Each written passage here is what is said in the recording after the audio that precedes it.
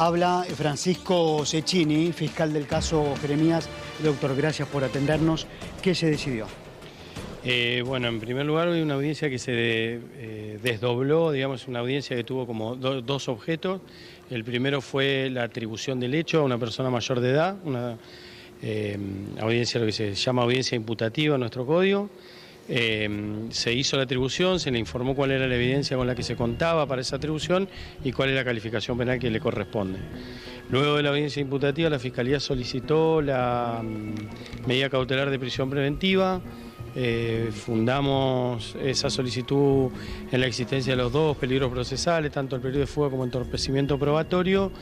La defensa lo resistió y el magistrado entendió que estaban reunidos los recaudos del artículo 20 del Código Procesal Penal y el fundamento suficiente para el dictado de la medida. ¿Por qué partícipe secundaria? Estamos refiriéndonos a la madre de la adolescente de 16 años. Sí, porque la evidencia que nosotros tenemos hasta ahora de lo que va surgiendo en la investigación nos lleva a entender que podría haber existido, que existió, hoy lo mencionamos en esos términos, una promesa previa de ayuda que se prestó posteriormente al hecho. Es decir, que la teoría de la Fiscalía hoy es que esta persona mayor de edad prestó una ayuda posterior habiendo prometido esa ayuda previo a la comisión del hecho. Nosotros en el primer momento, desde el primer día de la investigación, teníamos conocimiento de que había podido existir esa ayuda posterior. Ahora, en este mes de investigación, hemos accedido sobre todo a algunas pericias que tienen que ver con movimientos, con horarios, con lugares, que nos llevan a entender que esa ayuda incluía esta promesa. Anteriormente nosotros lo habíamos atribuido porque solo la ayuda posterior podría implicar un encubrimiento, que en este caso no es punible por ser la mamá. Esta nueva evidencia nos lleva a ese entendimiento. Ahora, ¿ayuda de qué tipo, doctor? Que tiene que ver fundamentalmente con las acciones que hicieron en forma posterior al hecho para descartarse algunas cosas. Todo lo que les respondo es con mucho cuidado. Se dan cuenta que trato de ser cauteloso porque si bien esta es una audiencia que se llevó en el marco del Código Procesal Penal de adulto, del Código Común, lo cierto es que es en el marco de una causa penal que incluye a menores, tanto la víctima como los otros imputados y demás. Entonces las reglas y la cautela que nos guían es la que debemos tener para las causas de menores. Por eso tengo la prisión preventiva, podemos reiterar. Está dictada por el juez de primera instancia. Por supuesto que eso es lo que ocurrió hoy.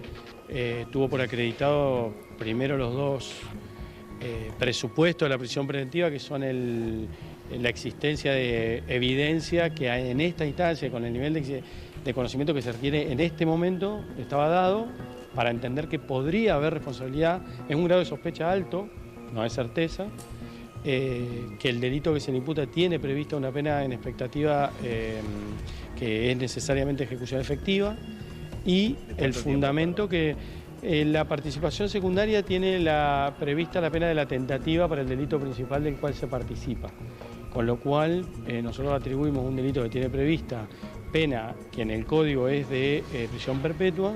Para el partícipe secundario corresponde la de tentativa, que es de 10 a 15. Doctor, se exhibió un video en la audiencia de un encuentro posterior al hecho, al crimen de Jeremías, entre los 3 menores involucrados y esta mujer que queda en prisión preventiva. En declaraciones previas, esta mujer ya había hecho referencia a ese encuentro. ¿Por qué se hace un análisis diferente de lo que se ve en ese video? Es cierto, nosotros la existencia de ese encuentro ya la conocíamos. De hecho, no es negada por nadie, por las personas que han participado hasta ahora en distintas declaraciones, no lo negaron, tampoco lo niega la propia imputada. Eso era una evidencia concreta. Nosotros entendemos que las características particulares, sobre las que no voy a profundizar mucho, pero sí las características, la forma en que se dio, los tiempos, los movimientos previos y posteriores, nos llevan a nosotros a la interpretación de que ese encuentro tuvo como objeto llevar a cabo acciones que estaban previstas desde antes. Sabíamos que habían llevado a cabo esas acciones. Nosotros entendemos que de la interpretación que hacemos de la gestualidad, del tiempo que dura, perdón, de la forma en que se comunican y además de los recorridos previos y posteriores y de la historia en general, de la dinámica familiar, surgiría que ese encuentro estaba pautado. ¿Ese video, ese registro fílmico tiene audio, doctor?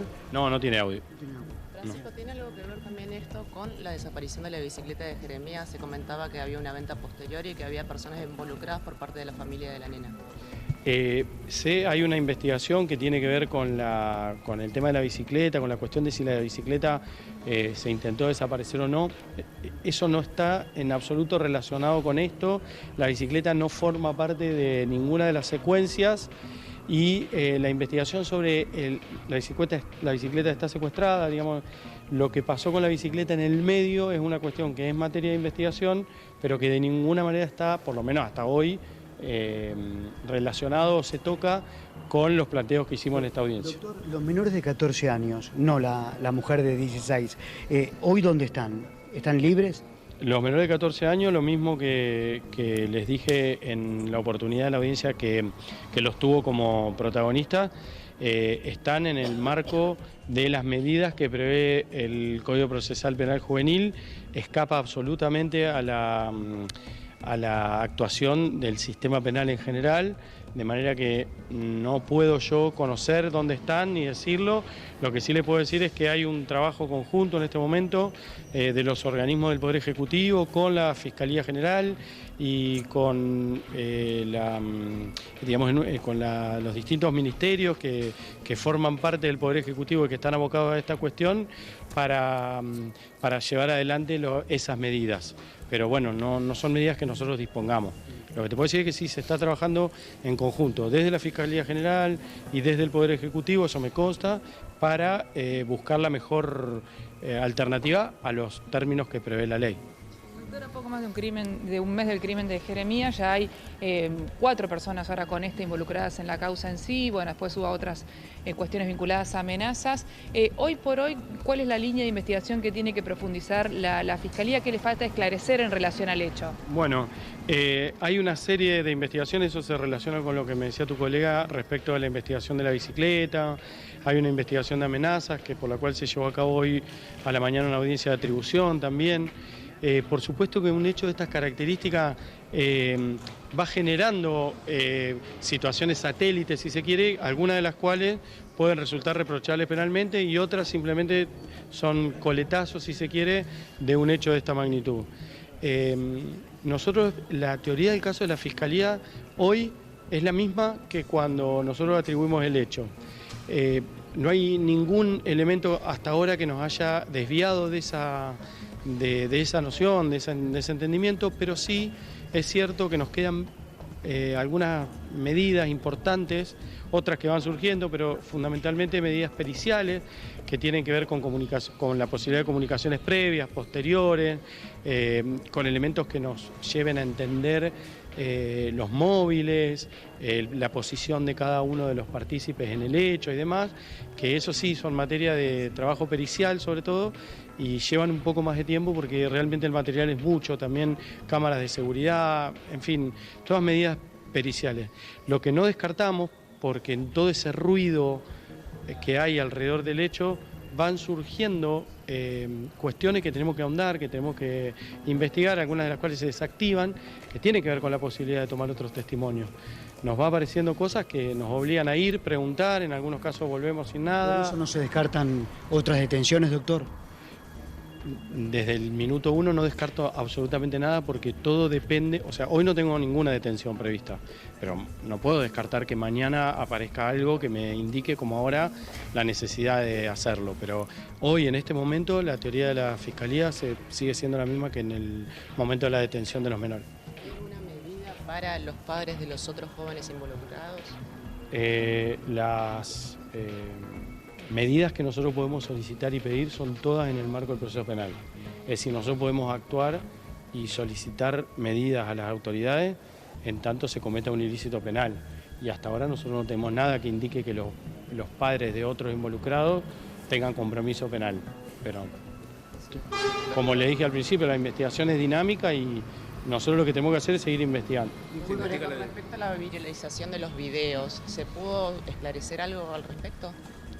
No, ahí lo que hay es una investigación profunda, difícil. Ustedes saben que la viralización es un fenómeno que a veces hasta es muy difícil de rastrear y también de establecer un delito concreto en ese aspecto. Sí hay una investigación en la Fiscalía de Delitos Complejos, de Violencia Institucional, para conocer si la filtración fue desde algún ámbito institucional, que pueda ser la propia Fiscalía, que pueda ser la Policía, que pueda ser cualquiera que haya filtrado. Eso se está investigando, pero en la medida que esas filtraciones aparezcan de la población en general, lo único que tengo para decir respecto a eso es que se apiaden de la gente que está sufriendo y que eviten que la viralización se multiplique, porque ese es un fenómeno que depende de cada persona que lo recibe, lo ve y lo reenvía. Parece muy obvio lo que estoy diciendo, lo han repetido por todos lados, pero bueno, con tu pregunta me obligás a decirlo y a recordar. No es una pregunta técnica, sino quizás más humana. ¿Qué le impacta de todo este horror?